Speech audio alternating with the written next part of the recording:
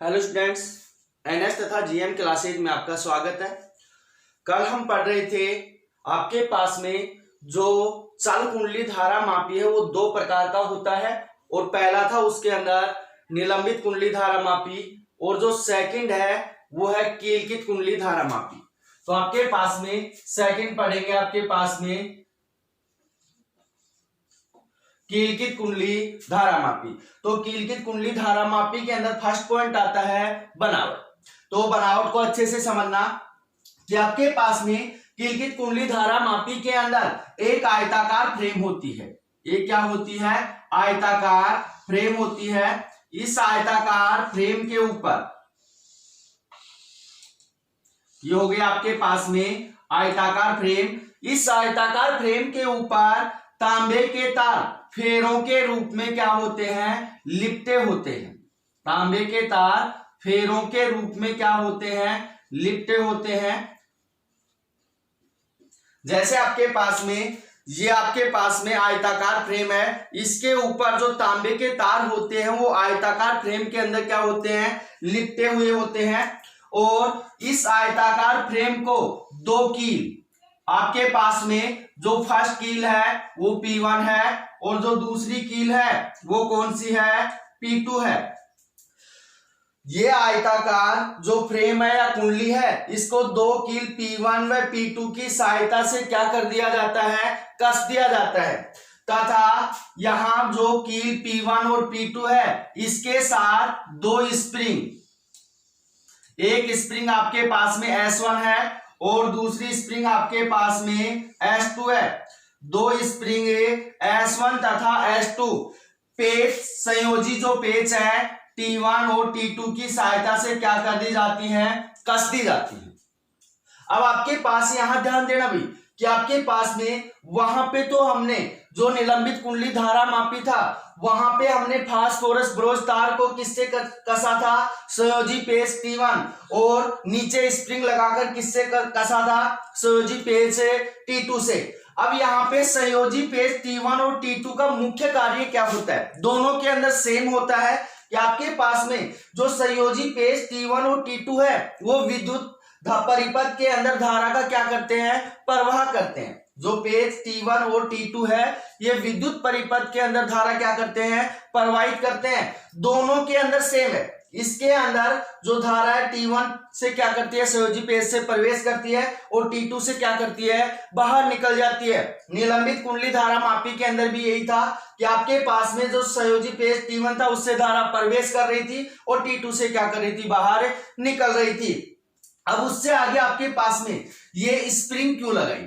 ये स्प्रिंग क्यों लगाई इसको ध्यान से समझना। आपने बच्चों की गाड़ी देखी होगी, जब उसको इस प्रकार से घुमाते हैं तो उसके ऊपर क्या उत्पन्न होता है? विक्षेप उत्पन्न होता है, वो इकट्ठी होने लगती है। परंतु जैसे ही उसको छोड़ा जाता है वो क्या होने लगती है? वापस से खुलने लगती है। इसी प्रकार से ये दोनों स्प्रिंग इस आयताकार कुंडली को विक्षेप से बचाने के लिए, मानिए इसके अंदर विक्षेप आ गया तो इसको प्रारंभिक अवस्था में लाने के लिए किसका प्रयोग किया गया है? इन स्प्रिंगों का प्रयोग किया गया है। एक स्प्रिंग S1 है और दूसरी स्प्रिंग क्या है? S2 है। अब आपके पास में यहाँ पे इस आयताकार कुंडली के मध्य एक नरम लोहे की क्रोड रखी जाती है। एक नरम लोहे की क्रोड रखी जाती है। अब इसके अंदर नरम लोहे की क्रोड क्यों रखी जाती है? क्योंकि हमने निलंबित कुंडली धारा मापी के अंदर भी एक नरम लोहे की क्रोड रखी थी। दोनों का सेम कार्य है कि आपके पास में यहाँ पे जो निलंबित कुंडली धारा मापी है, कीलकित कुंडली धारा मापी है, उसके अंदर आयताकार फ्रेम के अंदर एक नरम लोहे की क्रोड रखते हैं। क्योंकि आपके पास में नरम लोहे के अंदर जब विद्युत धारा प्रवाहित होती है तो चुंबकीय क्षेत्र क्या होता है? आसानी से उत्पन्न हो जाता है। तो ये क्या है आपके पास में? नरम लोहे की क्रोड। नरम लोहे की क्रोड। अब आपके पास में उससे आगे ध्यान से समझना कि इस आयताकार कुंडली को दो ध्रुवखंड आपके पास में एक N है और दूसरा कौन सा है? आपके पास में S है। दो ध्रुवखंड N और S के मध्य रखा जाता है। यहाँ पे जो ध्रुवखंड लगाए हैं इनके कारण जो उत्पन्न चुंबकीय क्षेत्र होगा वो इस कुंडली के क्षेत्रफल से क्या होगा, लंबवत होगा, जिसे हम क्या बोलेंगे, त्रिज्यीय चुंबकीय क्षेत्र बोलेंगे। और आपके पास में इस कुंडली के साथ में एक संसूचक या जिसको हम बोल सकते हैं संकेतक, क्या बोल सकते हैं, संकेतक, क्या करते हैं, जोड़ते हैं। अब आपके पास में ये आयताकार कुंडली है, इसके साथ में हमने क्या जोड़ दिया, एक संसूचक या क्या जोड़ दिया, संकेतक जोड़ दिया। और इस संसूचक को किससे जोड़ देंगे, वर्ताकार पैमाने से जोड़ देंगे। किससे जोड़ देंगे, वर्ताकार पैमाने से, वर्ताकार पैमाने से जोड़ दिया। अब आपके पास में यहां पे ये क्या हो गई, इसकी बनावट हो गई। तो अब इससे आगे आपके पास में जो टॉपिक है वो है इसका कार्य प्रणाली। कार्य प्रणाली, तो कार्य प्रणाली को अच्छे से समझना भाई कि आपके पास में कार्य प्रणाली क्या है, कि आपके पास में जैसे ही किलकित कुंडली धारा मापी के अंदर पेज T1 से क्या की जाती है, धारा प्रवाहित की जाती है। तो जैसे ही कुंडली के अंदर धारा प्रवाहित होगी तो आपके पास में इस कुंडली के ऊपर क्या लगता है, बल आघूर्ण लगता है। और जैसे ही कुंडली के ऊपर बल आघूर्ण लगेगा ये कुंडली क्या करने लगती है, घूर्णन करने लगती है। अब ये कुंडली जैसे ही घूर्णन करेगी तो इसके साथ जुड़ा हुआ जो संसूचक या संकेतक है वो भी इसके साथ क्या करने लगता है, घूमने लगता है। जैसे आपके पास में ये आयताकार क्या है, कुंडली है, इसके साथ ये संसूचक जुड़ा हुआ है। अब आपके पास ये आयताकार कुंडली जैसे जैसे घूमेगी वैसे वैसे इसके साथ जो जुड़ा हुआ संसूचक है, संकेतक, वो भी क्या करने लगेगा, घूमने लगेगा। तो अब उससे आगे अब आपके पास में जैसे जैसे संकेतक घूमेगा तो हम इसकी जो मान है वो किसके ऊपर पढ़ सकते हैं, वर्ताकार पैमाने के ऊपर पढ़ सकते हैं। तो आपके पास ये हो गया इसका कार्य प्रणाली। कार्य प्रणाली के अंदर कुछ भी नहीं है, चार लाइन है आपके पास में कि जैसे ही आपके पास किलकित कुंडली धारा मापी के अंदर धारा प्रवाहित की जाती है तब आपके पास क्या होता है,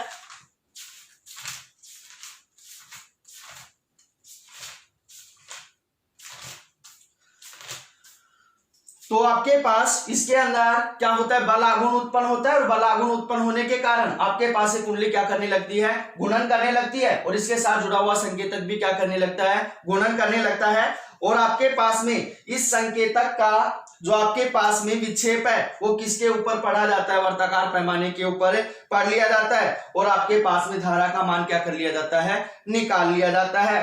तो ये हो गया आपके पास में किलकित कुंडली धारा मापी। तो ये बहुत छोटा है, तो ध्यान देना कि आपके पास में यहाँ पेज T1 और T2 का क्या कार्य है।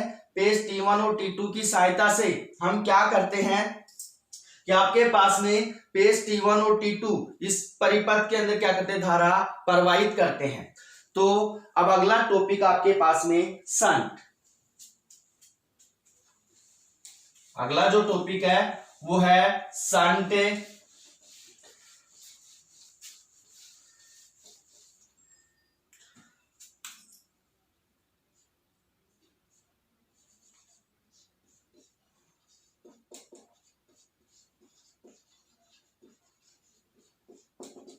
संट, अब आपके पास संट क्या होता है, ध्यान से सुनना भाई, कि जो संट होता है वो क्या किस प्रकार से कार्य करता है और क्यों लगाया जाता है, इसको ध्यान से समझना।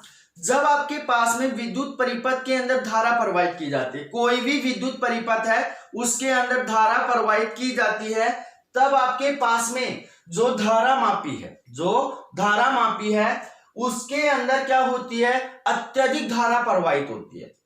क्या होती है, अत्यधिक धारा प्रवाहित होती है। और अत्यधिक धारा प्रवाहित होने के कारण जो आपके पास में धारा मापी की जो कुंडली है वो उसके अंदर क्या होती है, अत्यधिक ऊष्मा उत्पन्न होती है। क्योंकि आपके पास में इसके अंदर अत्यधिक धारा प्रवाहित होगी तो आपके पास में इस कुंडली के अंदर अत्यधिक क्या होती है, ऊष्मा उत्पन्न होती है, जिसके कारण ये कुंडली क्या हो सकती है, जल सकती है। या फिर आपके पास में इसके अंदर अत्यधिक धारा प्रवाहित होगी तब आपके पास क्या होगा कि आपके पास में जो इस कुंडली के साथ में जुड़ा हुआ संकेतक है वो टूट सकता है। क्यों टूटेगा? क्योंकि इसके अंदर अत्यधिक धारा प्रवाहित होगी, तो इसके अंदर बहुत अधिक क्या होगा, बल आघूर्ण उत्पन्न होगा। जब इसके अंदर बहुत अधिक बल आघूर्ण उत्पन्न होगा तब आपके पास ये कुंडली तेजी से क्या करेगी, घूर्णन करेगी, और तेजी से घूर्णन करेगी तो इसके साथ जुड़ा हुआ जो संकेतक या संसूचक है वो क्या हो सकता है, टूट सकता है। इसलिए आपके पास में धारा मापी को क्षतिग्रस्त होने से बचाने के लिए, इसलिए धारा मापी को क्षतिग्रस्त होने से बचाने के लिए धारा मापी के समांतर क्रम, धारा मापी के समांतर क्रम में एक अल्पमान का प्रतिरोध लगाया जाता है। एक अल्पमान का क्या लगाया जाता है, प्रतिरोध लगाया जाता है, जिसे क्या कहते हैं, शंट कहते हैं। तो शंट की डेफिनेशन दोबारा से सुन लेना भाई, कि आपके पास में धारा मापी को क्षतिग्रस्त होने से बचाने के लिए धारा मापी के समांतर क्रम में एक अल्पमान का प्रतिरोध लगाया जाता है, जिसे क्या कहते हैं, शंट कहते हैं। अब आपके पास में धारा मापी के अंदर जो प्रवाहित धारा है उसका अधिकांश भाग किससे प्रवाहित होगा, शंट से प्रवाहित होगा, क्योंकि आपके पास में जो आपने शंट लगाया है वो क्या है, एक अल्प प्रतिरोध है, किससे, धारा मापी के प्रतिरोध से भी क्या है, कम है, तो उसके अंदर धारा का मान क्या होगा, अधिक प्रवाहित होगा, और आपके पास में जो धारा मापी है उसमें क्या होगा, धारा का मान कम प्रवाहित होगा। इसलिए आपके पास में जो शंट है वो धारा मापी के कौन से क्रम में जोड़ा गया है, समांतर क्रम में जोड़ा गया है।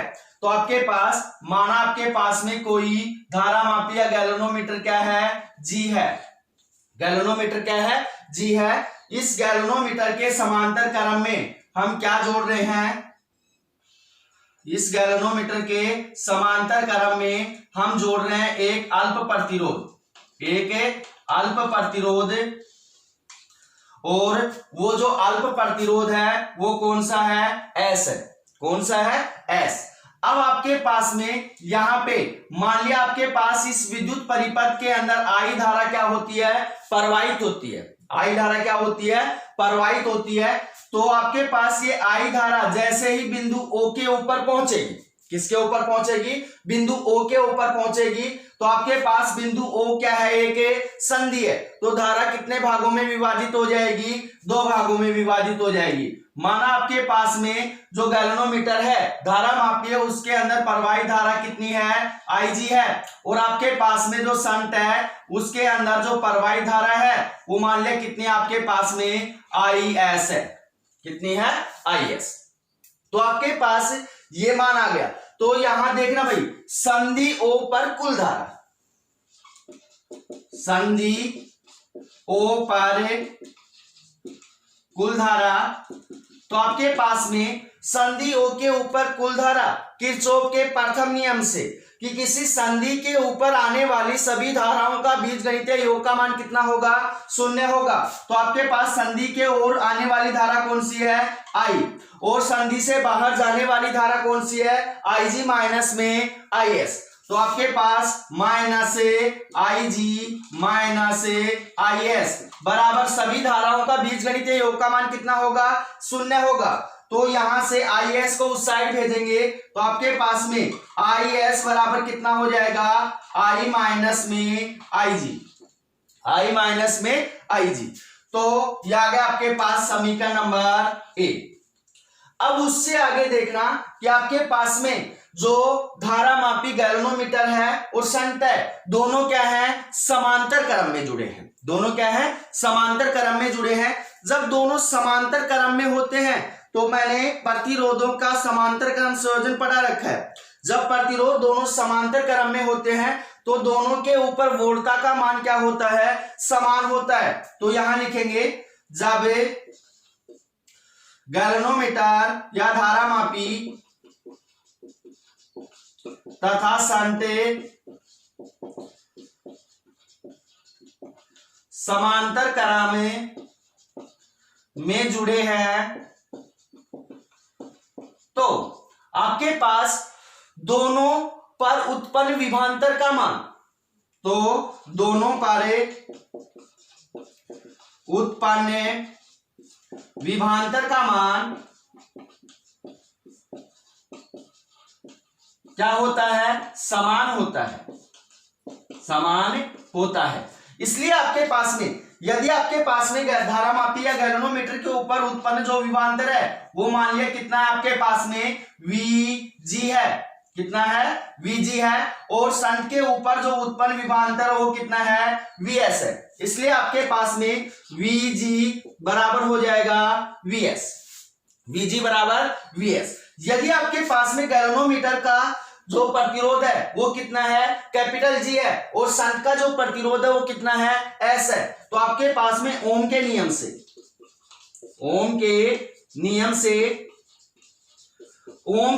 से क्या होगा आपके पास में, Vg गैल्वेनोमीटर के अंदर उत्पन्न विभवांतर, Vg बराबर क्या होगा, ओम के नियम से V बराबर IR। तो आपके पास गैल्वेनोमीटर के अंदर प्रवाहित धारा कितनी है, Ig, गैल्वेनोमीटर का प्रतिरोध कितना है, कैपिटल G, तो क्या हो जाएगा आपके पास में Ig और कितना हो जाएगा G। उसके पश्चात शंट के अंदर प्रवाहित धारा, आपके पास शंट का प्रतिरोध कितना है, S, और इसके अंदर प्रवाहित धारा कितनी है, Is है, तो आपके पास में Vs बराबर कितना होगा आपके पास में, यहां पे होगा Is और कितना होगा, यहां पे हो जाएगा S, Is इंटू S। अब आपके पास में Vg और Vs दोनों का मान उठाकर यहां डालेंगे तो आपके पास में क्या होगा, G बराबर हो जाएगा आपके पास में Is और S। अब आपके पास में यहां Is का मान किसके अंदर है, समीकरण 1 के अंदर है, तो यहां लिखेंगे समीकरण 1 से आपके पास क्या होगा, G बराबर कितना हो जाएगा, I माइनस में Ig इंटू कितना हो जाएगा, S, क्योंकि Is का मान समीकरण 1 से उठाकर डाल दिया हमने, तो अब आपके पास I माइनस Ig को क्या कर सकते हैं, S के साथ मल्टीप्लाई कर सकते हैं, तो क्या होगा आपके पास में Ig बराबर हो जाएगा Is माइनस में Ig, ये और कितना होगा इंटू S। अब आपके पास में माइनस IgS को इस साइड भेज सकते हैं, तो आपके पास क्या होगा Ig प्लस में IgS बराबर कितना हो जाएगा IS। अब आपके पास में दोनों के अंदर से क्या कॉमन आ रहा है, Ig कॉमन आ रहा है, तो क्या हो जाएगा आपके पास में Ig इंटू G प्लस में क्या हो गया S बराबर कितना हो गया आपके पास में I और S। G प्लस में S को इस साइड भेजेंगे तो आपके पास क्या होगा Ig बराबर हो जाएगा आपके पास में S बटे G प्लस में S इंटू कितना हो जाएगा I, इंटू कितना हो जाएगा I। तो यहां पे ये समीकरण हमें क्या बताना चाह रहा है कि आपके पास में जो धारा मापी है उसके अंदर जो प्रवाहित धारा है Ig, धारा मापी के अंदर प्रवाहित जो धारा है वो Ig, वो आपके पास में कुल धारा I, कुल धारा कितनी है I से S बटे G प्लस में S क्या होता है, वह भाग होता है, S वह क्या होता है, भाग होता है। आपके पास में धारा मापी के अंदर प्रवाहित जो धारा है वो कुल धारा का S बटे G प्लस में S वह क्या होता है, भाग होता है। तो आपके पास ये मान आ गया किसका, धारा मापी के अंदर प्रवाहित धारा का मान। तो यहां पे आपके पास में जो टॉपिक था शंट किसे कहते हैं, आपके पास डेफिनेशन मैंने बता दी थी कि आपके पास में विद्युत परिपथ के अंदर जब धारा मापी को किससे क्षतिग्रस्त होने से बचाने के लिए जिस अल्प प्रतिरोध का प्रयोग किया जाता है उस अल्प प्रतिरोध को क्या कहते हैं, शंट कहते हैं। क्या कहते हैं, शंट कहते हैं। तो अब अगला टॉपिक आपके पास में एमीटर, और जो एमीटर है वोल्ट मीटर है, ये कंफ्यूज करता है, इसको ध्यान से समझना। आपके पास जो अगला टॉपिक है वो है एमीटर,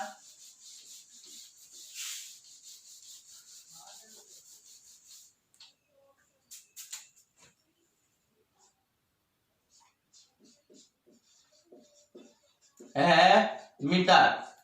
अब आपके पास में एमीटर क्या होता है, डेफिनेशन ध्यान से सुनना कि आपके पास में वह उपकरण या युक्ति, वह उपकरण या युक्ति जिसकी सहायता से विद्युत परिपथ के अंदर, जिसकी सहायता से विद्युत परिपथ के अंदर धारा का मापन एम्पियर में किया जाता है। धारा का मापन किस में किया जाता है? एम्पियर में किया जाता है।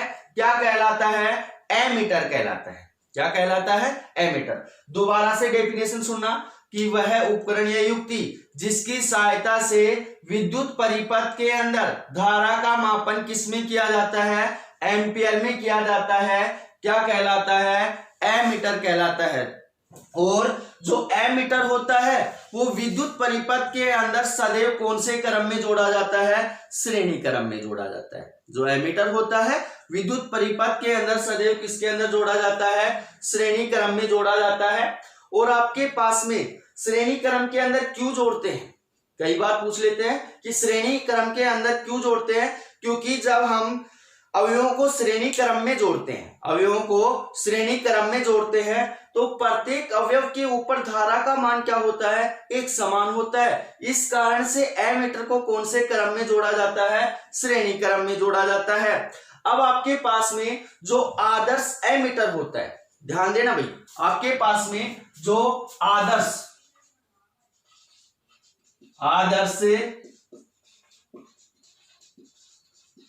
एमीटर होता है उसका जो प्रतिरोध होता है वो कितना होता है? शून्य होता है। तो ये क्वेश्चन भी पूछा जाता है कि आपके पास में आदर्श एमीटर का प्रतिरोध कितना होता है? कितना होता है? शून्य होता है। इसे कौन से क्रम में जोड़ा जाता है? श्रेणी क्रम में जोड़ा जाता है। अब अपना जो अगला टॉपिक है वो आपके पास में धारा मापी को एमीटर में रूपांतरण। जो अगला टॉपिक है वो है, पेन चेंज करते हैं,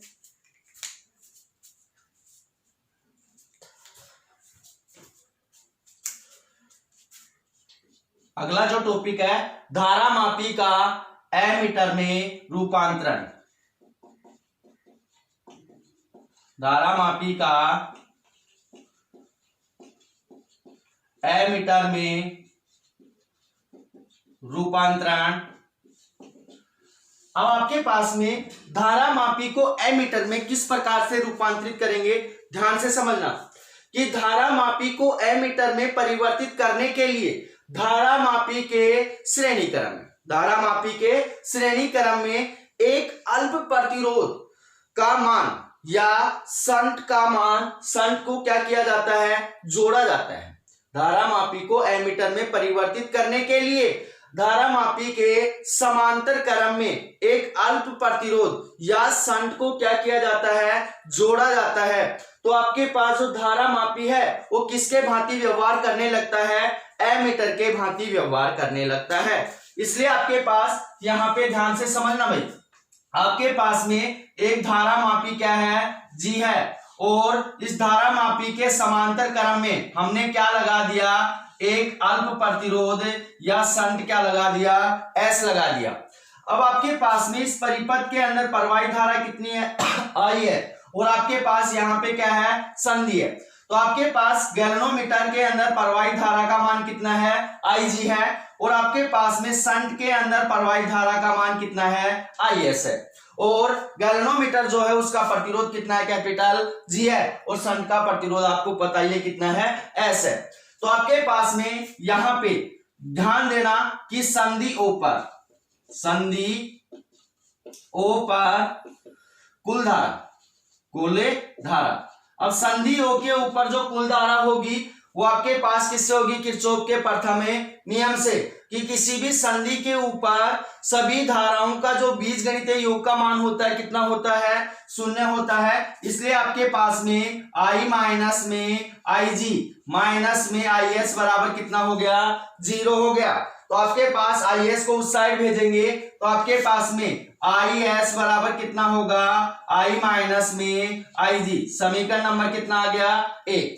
जब आपके पास में गैल्वेनोमीटर धारामापी तथा शंट दोनों क्या है, समांतर क्रम में है, तो दोनों के ऊपर विभवांतर का मान, वोल्टता का मान क्या होगा, एक समान होगा। तो यहां लिखेंगे कि आपके पास में जब गैल्वेनोमीटर तथा शंट दोनों क्या है, समांतर क्रम में है, तो दोनों के ऊपर वोल्टता का मान क्या होगा, समान होगा। इसलिए आपके पास में कितना होगा, Vg बराबर क्या होगा, यहां हो जाएगा Vs।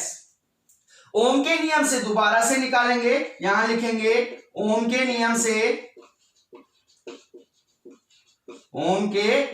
से क्या मान होगा आपके पास में, Vg का मान कितना होगा आपके पास में, Vg किसके अंदर प्रवाहित विभवांतर है, धारामापी के अंदर। Vg बराबर हो जाएगा Ig और G, क्योंकि धारामापी के अंदर प्रवाहित धारा कितनी है, Ig है, और धारामापी का जो प्रतिरोध है वो कितना है, G है। और उससे आगे Vs बराबर क्या होगा, Is और इंटू कितना हो जाएगा, S। ये दोनों मान उठाकर यहां डालेंगे तो आपके पास में कितना मान होगा, यहाँ पे हो जाएगा आपके पास में Ig और G बराबर हो जाएगा Is का मान किससे डालेंगे, समीकरण 1 से। तो यहां लिखेंगे समीकरण 1 से क्या मान होगा भैया आपके पास में, यहां पे होगा Ig और G बराबर हो जाएगा आपके पास में Is का मान कितना है, I माइनस में Ig इंटू कितना हो जाएगा, S। अब आपके पास में यहां I माइनस Ig को इस साइड भेजेंगे, या फिर इसको ले दो समीकरण नंबर 2। अब समीकरण 2 से आगे कैसे सोल्व करेंगे, I माइनस Ig को इस साइड भेजेंगे तो आपके पास में S बराबर क्या हो जाएगा, Ig बटे कितना हो जाएगा, I माइनस में Ig।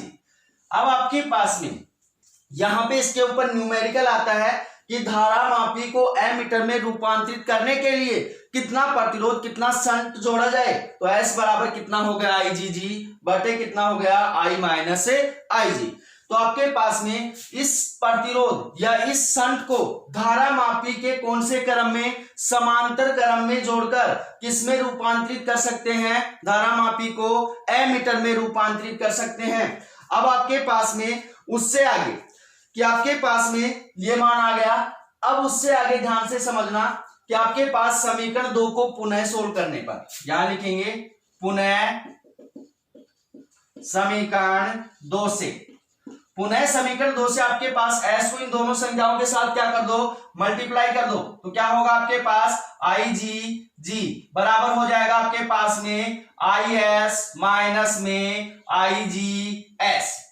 अब आपके पास में इस माइनस Igs को इस साइड भेजेंगे तो आपके पास क्या होगा, Ig और कितना होगा माइनस Igs बराबर हो जाएगा Is। क्या कॉमन आ रहा है, Ig कॉमन आ रहा है, इसको क्या कर लेंगे, बाहर निकाल लेंगे। तो आपके पास क्या होगा, Ig इंटू G और कितना हो जाएगा आपके पास में प्लस में S बराबर कितना हो गया Is। अब आपके पास में G प्लस में S को इस साइड भेजेंगे तो आपके पास Ig बराबर कितना हो जाएगा, S बटे G प्लस में S इंटू कितना हो जाएगा I। वही मान आ गया जो हमने किसके अंदर निकाला था, शंट के अंदर निकाला था। अब उससे आगे ध्यान से समझना, यदि आपके पास में जो एमीटर है, क्या है, एमीटर जो बना हुआ, ये आपके पास ये जो उपकरण है वो क्या है, एमीटर है। इस एमीटर का जो तुल्य प्रतिरोध है वो कितना है, मान लिया आपके पास में RA है। यदि यहां लिख रहा हूं एमीटर का प्रतिरोध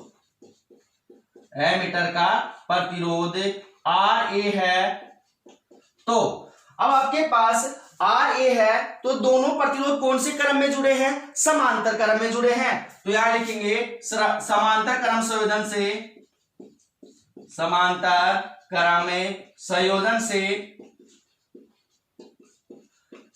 क्रम संयोजन से क्या मान होगा आपके पास में, 1 में RA बराबर हो जाएगा 1 में G प्लस में 1 में S।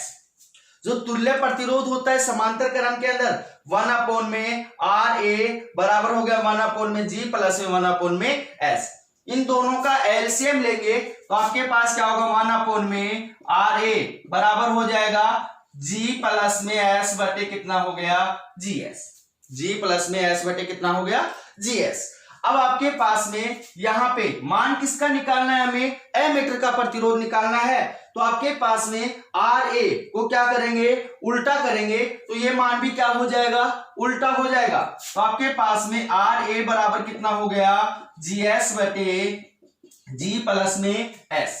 अब यहां पे ध्यान देना भाई कि आपके पास में जो संट S है उसका मान क्या है, बहुत ही अल्प है। किसकी तुलना में, जो आपके पास में धारा मापी है उसके प्रतिरोध की तुलना में। तो यहां लिखेंगे G बहुत बड़ा है किससे, S से, बहुत बड़ा है किससे, S से। तो बहुत बड़ी संख्या के अंदर बहुत छोटा मान अगर हम जोड़ते हैं तो वो मान क्या होता है, ना के बराबर होता है। इसलिए आपके पास में G प्लस में S लमसम किसके बराबर होगा, G के बराबर ही होगा। तो आपके पास क्या होगा, G प्लस S लमसम होगा आपके पास किसके बराबर है, G के बराबर। तो ये मान उठाकर यहां डालेंगे तो आपके पास में RA बराबर क्या हो जाएगा, GS बटे कितना होगा G। G से G क्या हो गया, कैंसिल हो गया। तो आपके पास में RA बराबर कितना हो गया S।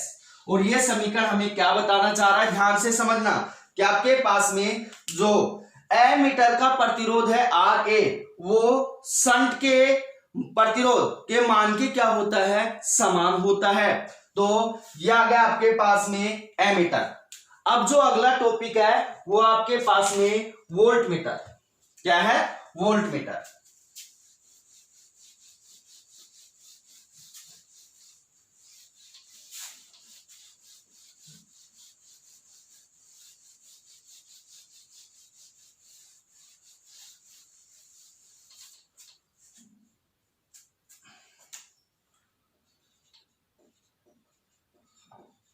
वोल्टमीटर,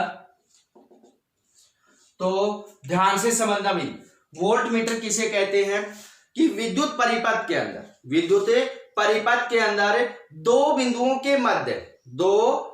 के मध्य जो विभवांतर का मापन करता है, जो विभवांतर का क्या करता है, मापन करता है, उसे क्या कहते हैं, वोल्टमीटर कहते हैं। या वह उपकरण या युक्ति जिसकी सहायता से विद्युत परिपथ के अंदर वोल्टता का क्या किया जाता है, मापन किया जाता है, क्या कहलाता है, वोल्टमीटर कहलाता है। और अब आपके पास में जो वोल्टमीटर होता है वो सदैव कौन से क्रम के अंदर जोड़ा जाता है, समांतर क्रम के अंदर जोड़ा जाता है। किसके अंदर जोड़ा जाता है, समांतर क्रम के अंदर जोड़ा जाता है। और आपके पास में जो एमीटर है वो कौन से क्रम के अंदर जोड़ा गया था, श्रेणी क्रम के अंदर। और आपके पास जो वोल्टमीटर है, वोल्टमीटर का जो आदर्श वोल्टमीटर का जो प्रतिरोध होता है वो कितना होता है, अनंत होता है। कितना होता है, अनंत होता है। परंतु आपके पास में जो आदर्श एमीटर है उसका प्रतिरोध कितना होता है, शून्य होता है। तो दोनों के अंदर अंतर को अच्छे से समझ लेना कि आपके पास में जो एमीटर है उस श्रेणी क्रम के अंदर जोड़ा जाता है और वोल्टमीटर कौन से क्रम के अंदर जोड़ा जाता है, समांतर क्रम के अंदर जोड़ा जाता है। और जो एमीटर, आदर्श एमीटर है उसका प्रतिरोध कितना होता है, शून्य होता है। और आदर्श वोल्टमीटर का जो प्रतिरोध होता है वो कितना होता है, अनंत होता है। तो अब आपके पास में डेफिनेशन से आगे बात करते हैं कि वोल्टमीटर, धारा मापी को वोल्टमीटर में रूपांतरण। अगला टॉपिक है धारा मापी का वोल्टमीटर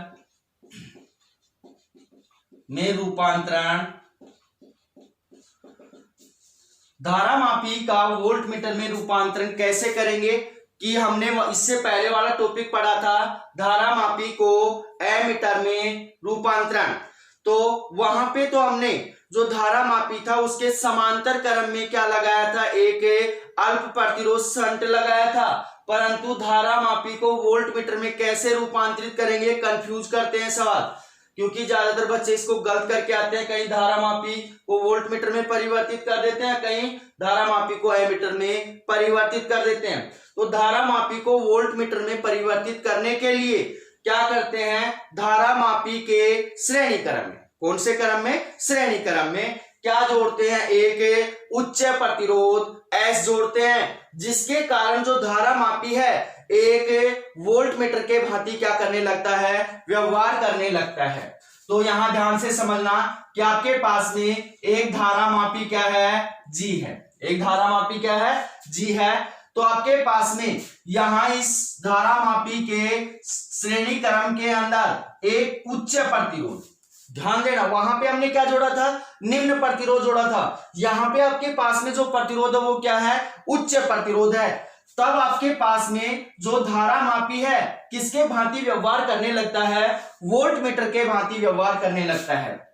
इसलिए आपके पास में ये जो बनी हुई युक्ति है ये कौन सी युक्ति है, आपके पास में वोल्ट मीटर है। यदि इस परिपथ के अंदर आपके पास में क्या है, आई धारा प्रवाहित होती है, वोल्ट मीटर, ये जो बनी हुई युक्ति है ये क्या है, वोल्ट मीटर है। यदि इस परिपथ के अंदर आई धारा क्या होती है, प्रवाहित होती है, दोनों आपके पास दोनों धारा मापी और शंट दोनों क्या है आपके पास में श्रेणी क्रम के अंदर जुड़े हुए हैं। जब दो प्रतिरोध श्रेणी क्रम के अंदर जुड़े हुए होते हैं तो दोनों के ऊपर धारा का मान क्या होता है, समान होता है, परंतु वोल्टता का मान क्या होता है, भिन्न भिन्न होता है। इसलिए इसके ऊपर भी धारा कितनी होगी, आई होगी, और इसके ऊपर भी धारा कितनी होगी, आई होगी। परंतु आपके पास इसके ऊपर जो वोल्टता का मान है वो कितना है, Vg है, और इसके ऊपर आपके पास में जो वोल्टता का मान है वो कितना है, Vs, कितना है, Vs है। इसलिए परिपथ के अंदर कुल वोल्टता, परिपथ में कुल वोल्टता V बराबर कितना हो जाएगा आपके पास में, V बराबर हो जाएगा आपके पास में कितना, Vg प्लस में Vs, Vg प्लस में Vs। अब आपके पास में ओम के नियम से, किससे, ओम के नियम से, आपके पास ओम के नियम से Vg बराबर कितना होगा कि आपके पास धारा मापी के अंदर प्रवाहित धारा कितनी है, I, धारा मापी का प्रतिरोध कितना है, G, तो कितना हो जाएगा आपके पास में Ig, और आपके पास में Vs बराबर कितना होगा, इसके अंदर प्रवाहित धारा कितनी है, I, और इसका प्रतिरोध कितना है, S, कितना हो गया आपके पास में I और S। ये दोनों मान उठाकर यहां डालेंगे तो आपके पास क्या होगा, V बराबर हो जाएगा आपके पास में Ig, और कितना हो गया, प्लस में Is। अब आपके पास यहां पे दोनों के अंदर से क्या कॉमन आ रहा है, क्या कॉमन आ रहा है, यहां पे देखना भाई, आपके पास में I क्या हो रहा है, कॉमन आ रहा है। V बराबर क्या हो जाएगा, I इंटू जी प्लस में S, I into G plus में S। अब आपके पास I का मान निकालना है तो इस I को इस साइड भेज सकते हैं, तो आपके पास क्या होगा, यहां पे हो जाएगा V बटे I बराबर हो जाएगा G प्लस में S। V बटे I बराबर कितना हो गया, G प्लस में S। अब उससे आगे हम S का मान निकालना चाहें तो S बराबर क्या होगा, V बटे I माइनस कितना हो जाएगा, G, कितना हो गया, G। तो अब उससे आगे ध्यान से समझना, यदि आपके पास में वोल्ट मीटर का जो प्रतिरोध है, वोल्ट मीटर का जो प्रतिरोध है वो कितना है, Rv है, तो यहां लिख रहा हूं, यदि वोल्ट मीटर का प्रतिरोध Rv है तो कौन से क्रम में जुड़े हैं ये, श्रेणी क्रम में, श्रेणी क्रम संयोजन से, तो श्रेणी क्रम संयोजन से आपके पास में श्रेणी क्रम संयोजन से क्या मान होगा, आपके पास में Rv बराबर होगा आपके पास में G प्लस में S। जब प्रतिरोध श्रेणी क्रम में होते हैं तो सीरीज में होते हैं, तो मैंने निकलवा रखा है RS बराबर R1 प्लस में R2 प्लस में डैश डैश करके RN, तो Rv बराबर हो गया G प्लस में S। अब यहां पे ध्यान देना भाई कि आपके पास में जो प्रतिरोध एस है वो क्या है, उच्च प्रतिरोध है, किससे, धारामापी के प्रतिरोध से, इसलिए आपके पास में एस बहुत बड़ा है, किससे, जी से। तो आपके पास में जी प्लस में एस लमसम किसके बराबर होगा, एस के बराबर होगा। और एमीटर के अंदर क्या आ रहा था आपके पास, जी प्लस एस किसके बराबर आ रहा था, जी के बराबर, क्योंकि वहां पे क्या था, अल्प प्रतिरोध था। तो आपके पास में जी प्लस में एस लमसम किसके बराबर हो गया, एस के। तो आपके पास आरवी बराबर क्या हो गया, एस। और यह समीकरण हमें क्या प्रदर्शित करना चाह रहा है कि आपके पास में जो वोल्ट मीटर का जो प्रतिरोध होता है आरवी, वो आपके पास में उसके साथ श्रेणी क्रम में जुड़े हुए क्या, कौन से प्रतिरोध, उच्च प्रतिरोध के क्या होता है, समान होता है। तो ये हो गया आपके पास में धारामापी को वोल्ट मीटर में रूपांतरण। अगर इस लेक्चर में किसी भैया या बहना को कोई प्रॉब्लम है तो आप कमेंट्स करके या व्हाट्सएप पे मैसेज करके हमें बता सकते हैं, क्योंकि उसका सॉल्यूशन हम आगे कर देंगे। तो धन्यवाद, मिलते हैं अगली क्लास में।